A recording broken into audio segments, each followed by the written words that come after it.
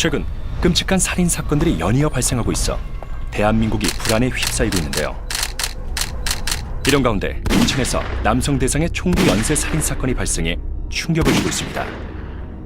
이 사건은 현재 20대 여성이 유력한 용의자로 지목된 상황입니다.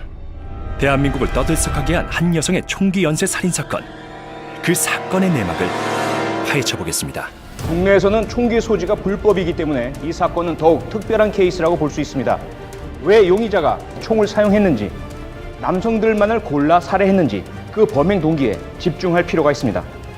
일반적으로 총은 일정한 거리를 확보한 상태에서 공격을 할 수 있기 때문에 상대적으로 완력이 약한 가해자가 공격하기에 유리하다는 특성을 가지고 있습니다. 첫 번째 피해자는 경찰관 형사인데요. 피해자인 형사가 소지하고 있던 총으로 범행을 한 것으로 파악하고 있습니다. 그런데 모발이 전혀 없었고 추가 발사 없이 공격을 마친 것으로 미뤄볼 때 범인은 일반인 수준 이상의 사격 능력을 보유하고 있었던 것으로 추정하고 있습니다. 즉, 우발적인 사고가 아니라 범인이 침착하고 계획적으로 피해자를 살해한 사건입니다. 경찰관이라는 피해자의 신분과 금품 탈취 시도가 없었다는 점 등을 근거로 분석할 때 범행 동기는 원한이나 복수 등 감정적인 것으로 추정됩니다. 그렇다면 왜 그녀는 남성을 상대로 이런 끔찍한 범행을 저지른 것일까요? 사건을 조사하던 중 한 가지 놀라운 사실이 밝혀집니다. 바로 용의자로 지목된 사람은 20대 여성 최지은. 그녀가 범행을 저지르기 직전에 끔찍한 성범죄 사건의 피해자 신분으로 경찰에 찾아가 조사를 받았던 것으로 밝혀진 것입니다.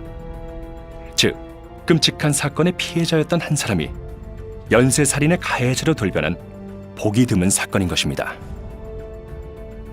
용의자로 지목된 최지은은 범행 전 성폭행 피해자로 경찰서를 찾았으나 제대로 된 보호 조치를 받지 못했던 것으로 밝혀졌습니다.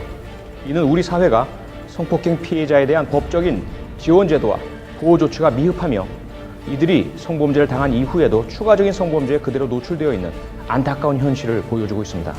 어떤 이유로도 살인 범죄가 정당화될 수는 없습니다. 하지만 만약 법과 국가가 피해자를 존중하고 범죄 사건에 대해 제대로 된 정의를 실현했다면 결코 발생할 필요가 없었던 범죄 사건이라면 조금은 다른 시선이 필요해 보입니다.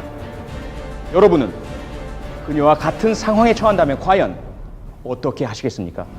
남성을 대상으로 하는 연쇄살인 사건이 발생했습니다. 26일 새벽 현직 경찰 총기 살해, 27일 골목길 토막 사체 발견, 이후 3건의 총기 연쇄 살인 사건 추가 발생. 수사 중이던 경찰은 단독 범행으로 추정, 강도 높은 수사를 진행하고 있습니다. 20대 여성 용의자를 수배합니다. 키 168, 마른 체격, 범행 당시 회색 후드티와 검은 조끼를 착용하였으며 말을 더듬는 특징을 가지고 있습니다. 이 여성의 얼굴을 자세히 봐주십시오. 10월 29일 여러분의 소중한 제보를 기다리고 있겠습니다.